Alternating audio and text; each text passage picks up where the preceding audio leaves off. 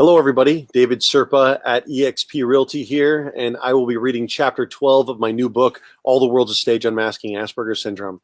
As a side note, I wanted to note that I tend to get a little long-winded. That's actually part of the title of this book. So there are times that I tend to go off on a topic. That's actually part of being autistic. My last book was The Machine Gunner's Guide to Real Estate, Accuracy by Volume. So I go off on topics. My first book was so long that people would not even print it. My second book, I did not realize that it was so thick until I started seeing it in person these last couple of days. So this is a 33 chapter series with an introduction and an epilogue, and I'm reading it here for you guys now. So I apologize for getting a little long-winded. I thought heavily about editing this chapter before reading it for you now, but I'm just going to jump in. So here we go. Chapter 12, Help with New Situations for Autistic People. Going to a new school felt like going to a new prison every time I had to make the switch. I was able to coast for the most part until lunchtime. Lunch was always the first big test. It can be overwhelming for a kid walking into a new lunchroom with new rules and new lines and hundreds of new faces analyzing a new kid. New situations and new people are still stressful for me to this day. It won't change. I just do what I need to do. A lot of people would assume a listing appointment is stressful for me, but for years it wasn't. I came in as the expert, which is a hat that I'm very comfortable wearing. I'm in control of the situation. Even if I was interviewing against other agents, I was extraordinarily confident walking in. I over-prepare for everything. Luck is what happens when preparation meets opportunity. So I have a good idea of what people are going to ask and how I'm going to answer it so it doesn't feel like a sales appointment. I am a decent salesman, but I am an excellent consultant, and there's a distinction to make. I don't sell anybody anything. I walk into a listing appointment not caring about money. I know what the percentage is that I'm willing to take to do my job, and it is the industry standard in my area. That's 2.5% for both sides. I feel comfortable with that amount of money because I know that that's adequate compensation for my job, and pigs get fed and hogs get slaughtered. I don't work for less, so my job is to simply figure out their needs, meet them with expertise, advise them, and if they decide not to sell at that time, I understand.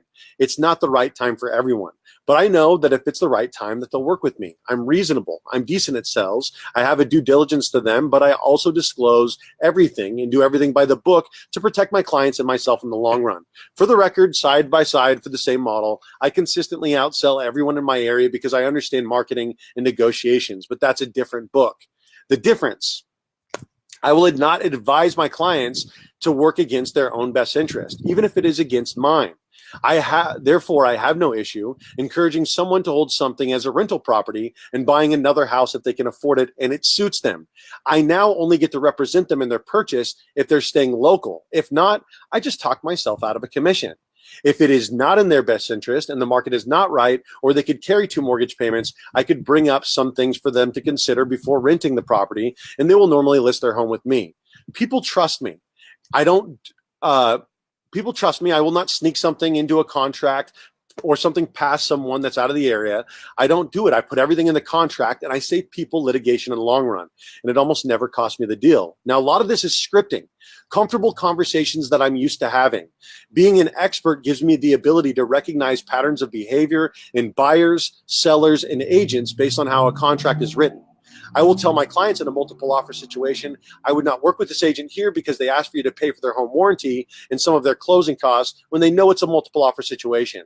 That means that either the agent doesn't know what they're doing or the clients are stubborn and they want to see if they can get a deal in a multiple offer situation, which means that they'll be a pain in the butt during the request for repairs versus one of these other offers, which will just be so grateful to get the house that they won't ask for anything.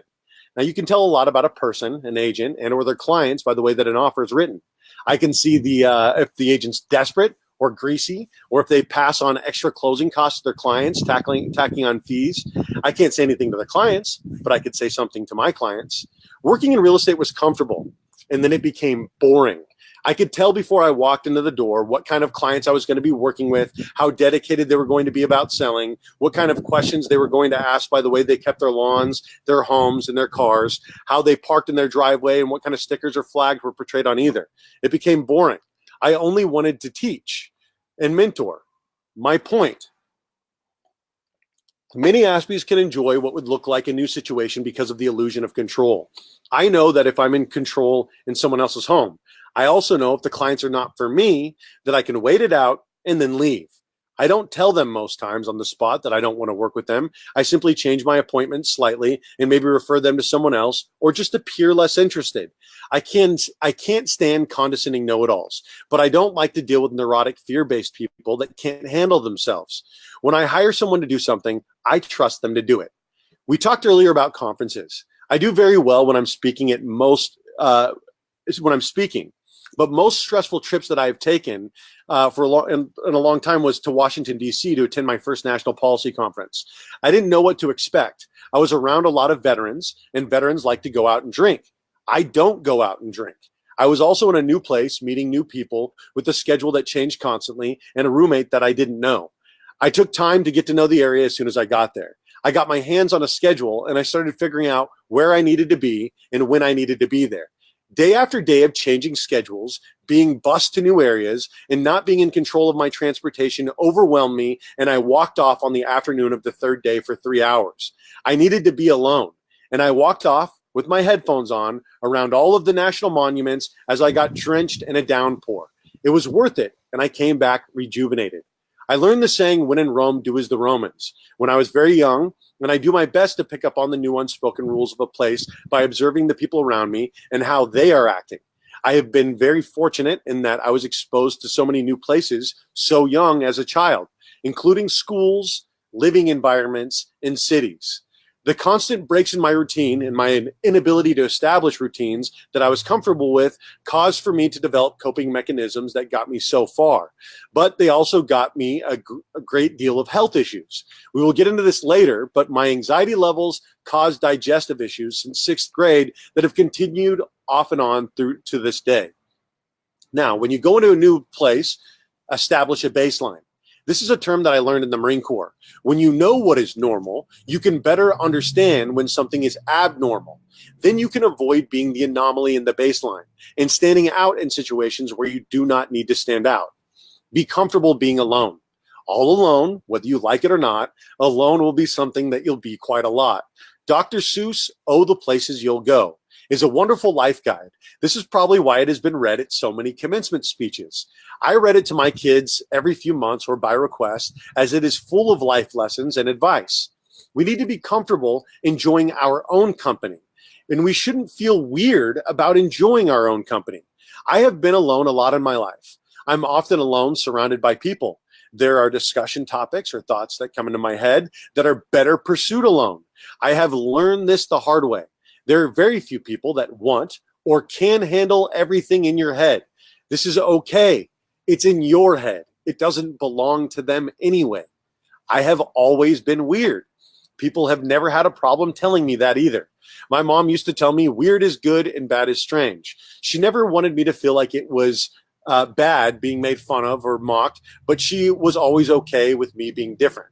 It was difficult being young and in close proximity with hundreds of people that I would not normally associate with. I thought leaving school would make me feel like less of an alien. I decided that being around like-minded people would cure me of my feeling of being alienated. Many of the best people I know do theater. It's a more understanding community. You will find lots of little weirdos out there. All of the little Aspies, all of the little gays, all of the people that have felt ostracized by life and inspired by live theater. We are all okay with being weird. It also helped me to understand emotions on other people and in myself.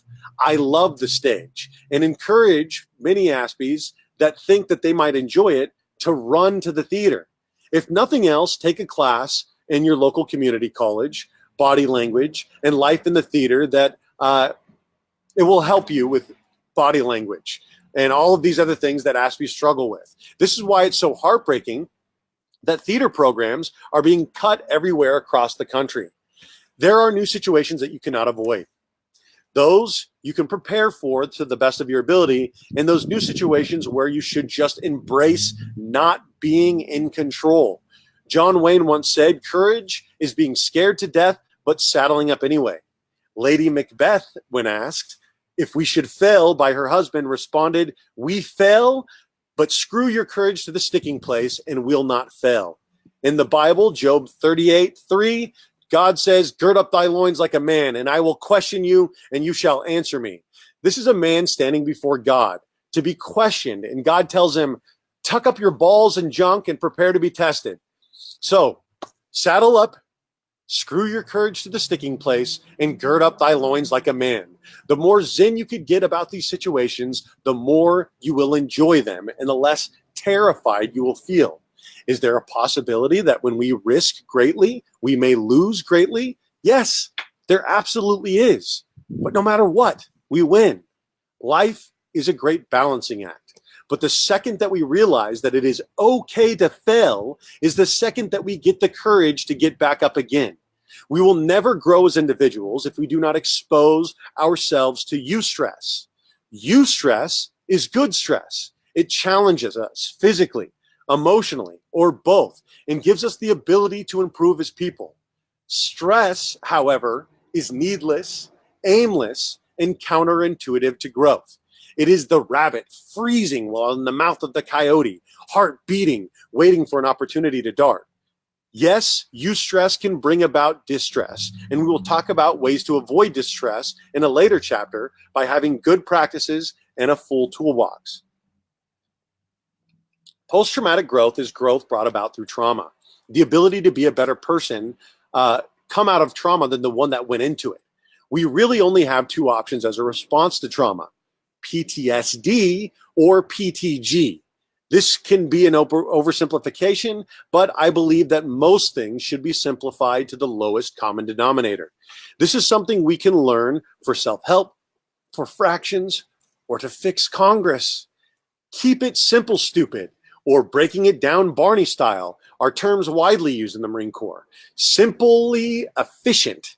Simple and efficient. Am I better or worse than I was yesterday? So, will your new experience be traumatic in some way, shape, or form?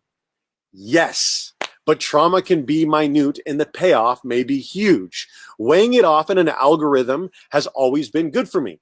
I consistently do things I don't enjoy, so I try to enjoy them differently. I hate monster truck shows. I think they are stupid, loud, and ridiculous. I literally cannot think of many things on this planet that I would enjoy less than going to a monster truck show. It's not my cup of tea. That being said, my wife, my kids, they all enjoy it. So I go to watch them enjoy it and spend time with them. I enjoy the time out by being a good dad and watching my kids have fun and my wife smile. Even if I get overwhelmed and have to take a break. As long as my wife knows that I need one and we have a plan, we are good. It doesn't need to be a big ordeal, and I know that she can handle it. No one needs to miss out on anything for dad to take 15 minutes. If I wait till I overload to take a break, it can ruin a perfectly good day for everyone. I'll take the 15-minute break and I'll work to not feel guilty about it.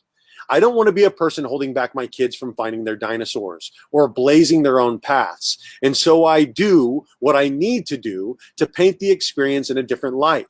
Your new experiences should give you an opportunity to experience joy or improve you or life around you in some capacity or another. Going to school was something that I hated. I saw little value to most of the classes that I attended. It was hard for me to want to go to school at all.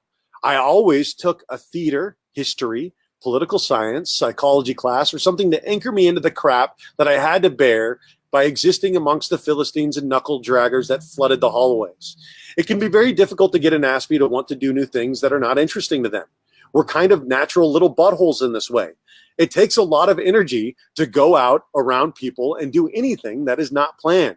I keep my daily schedule, and it is not the same every day, but I know what I'm going to do every day for at least 2 to 3 days in advance. I stick to it, and when things come up, it is very anxiety-inducing for me, but I adapt and overcome. This is another Marine Corps term that was thrown to me regularly when anything was brought out my way or our schedules were changed at the drop of a hat. Adapt and overcome. There's wisdom in this one. There's no wisdom in it is what it is. This is my least favorite saying, and it is filled to the brink with ignorance. People that say this are defeatist losers that embrace the status quo and are the reason why people are consistently oppressed in this country, in this world, and throughout the world. But I digress. It is what it is. But there's one more thing that I have to bring up. The contingency plan. There is a saying, those with a plan do just that. If those with a plan to fail, do just that. Fail. That's a stupid saying. There's a time to burn the ships, but most of the time, we don't need to live life that extremely. With someone with Asperger's, it is helpful to figure out what they should do if it becomes too much and they need help. Self-regulation is difficult for someone with Asperger's, which is why self-knowledge is so important. You can't regulate something that you don't understand. Again, being on stage, people questioned my tics and asked me about them. I had to realize that I was doing it. Without knowing who you are, you cannot self-regulate. I still cannot correct myself sometimes. And my contingency plan is to get up, excuse myself, and leave. As an adult, I can do that. As a child, walking out is not always an option. Most teachers allow a bathroom pass, but some don't. During test time, people are writing, whispering, signaling to one another. The clock is ticking. The teacher is writing about what is next on the board, and the person next to you wants you to show them your answers, and you're not someone that cheats. It can be overwhelming. It's a weird world, and we process it differently. This can make Rome seem ever-changing, elusive, and lacking justice and common sense. Why would I want to do what the Romans do? Sometimes I can't. My contingency plan for the monster truck show was to leave the kids with Kate, walk outside for as long as necessary if needed. I would leave and meet them out at the car after the show. My wife is the most tremendous mother I've ever met. She loves the kids. Not everyone can handle this kind of chaos and do it with a smile on their face. She's wonderful. We both love parenting, but she's calm in the eye of the storm. Before we got inside, we realized that my stepson had not had his headphones with him, so I gave him mine. I knew that this would probably decrease how long I would be able to stay in the monster truck show, but my wife and I shared a glance and we moved on. We had a great night. I did get overwhelmed, but we had a lot of fun and we made some great memories. There's a saying, and it changes with the mouth, but the message is the same. If a kid is afraid of clowns, just bring them to the circus. Well, I hate the circus for the same reason I hate most zoos. Most are not conservatories helping animals that need help, but cages with looking glasses. The circus bothers me. But for the sake of the saying, bring your kids to the circus if everyone else wants to go to the circus, but remind the kid elements about the circus that they might enjoy. Bring headphones, be willing to take breaks, set up some expectations, and check in with them from time to time. If I had to talk to a young David Serpa about the circus, it may be about the main event, circus games, rides, or attractions. I would tell him how long we would be there, let him know who else is coming. When we got to the circus, I would show him what we can do, a schedule of events. I would let him pick an event that he can look forward to or to do immediately so that he will understand that everyone gets to do something at the circus. If a family member is performing in the circus, I would explain to him how much it would mean to this family member if he came. When dealing with an Aspie, there's a selfish sounding what's in it for me aspect to it. For example, I hate when people ask me out to coffee. It is a break in my routine, and there's rarely anything in it for me but a cup of coffee and lousy conversation. Most people that are asking me out to a cup of coffee want me to tell them everything that I know about real estate. Part of the reason I wrote a book about real estate is so that people would stop bothering me about it and just go read the book. People are rarely hungry enough for information to do some of the actual homework on their own. People approach me with some of the most basic questions. How do I get my real estate license? I want to respond, have you tried Google? People want to get together with me to further themselves and make money. So it is incredibly boring. If you want to get together with me, tell me about how we can help people together, how I can help you. People cancel appointments or no-show when it is about me helping them. In fact, it happened again today. These are fickle, selfish goals that have no backing or motivation and die with the wind. The people that want to help people are patiently, persistently waiting and wanting to meet with me. A lot of people joke about how hard it was to get together with me or to get me to respond to a message or to agree to meet with them. But with time, it paid off, and now we are working closely together, helping people to change their lives. I am selfish in that I want the world to be better. and I would like to be a part of it. So a lot of boring events are boring to me. My time on this planet is limited, so my time is precious to me. I want to be with my family, with myself, or with the greater piece of humanity working to push it forward. I can't bear the thought of not making an impact and not making this world a little better than how I found it. I don't like a lot of new events or going out unless I get an opportunity to do it with people that I love, or get a chance to make the world a little brighter, or see someone else make the world shine a little brighter. I love live music. I love nature. I love live theater. I love political meetings and clashings of the minds. There's a beauty to seeing life in motion, unfolding before you and being a part of it. We get lost in watching lifetimes happen to other people and forget to live our own. So, what is this new journey? What is this new event? If you get to make the world a little brighter, see someone else make it shine, or take some time out to enjoy your dinosaur, then seize life by the balls, or life might grab you by the balls. Maybe that's what God was trying to tell Job when he told him, gird up thy loins like a man. Get ready, Job. In the story, Job shrinks back before the presence of God when given the opportunity. Now, I'm not a religious man, but my point is in the story that only before God did Job shrink back in fear. Only in front of the all-knowing universe did Job say, nah, I'm good, I get it. That's God saying, gird up thy loins like a man. That would make anyone's balls shrink 3 sizes smaller. Why are we so afraid of everything else? Why are we so intensely afraid of acceptance? When I stood up in combat, I did not die. Was I scared? At times, I was terrified. Anything short of someone threatening my life, my rational brain says, at this point, I will not die. Chances are good I will come out on the other side of this. Understanding who I am and where I am, and then remembering when in Rome gives me an opportunity to enjoy myself, enjoy my family, or enjoy being present in the moment, as long as I'm not in the center of the Colosseum getting ready to be fed by lions.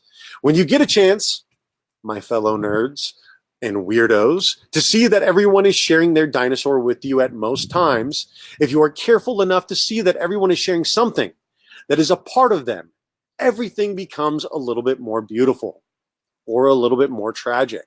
You see everything, not for the words that are coming out of the person's mouth, but for the feeling with which they're expressing the emotion. We ask for or act out in the things in which we need. We want to be celebrated and we want to be listened to. Isn't it wonderful that we get so many chances to listen to and celebrate other people constantly? The problem with society and our outings is that we work so hard to fit into the baseline. The baseline sucks. Most people pass up opportunities to see and express happiness over goodness in favor of exercising contempt for the baseline. People are stupid. Society sucks.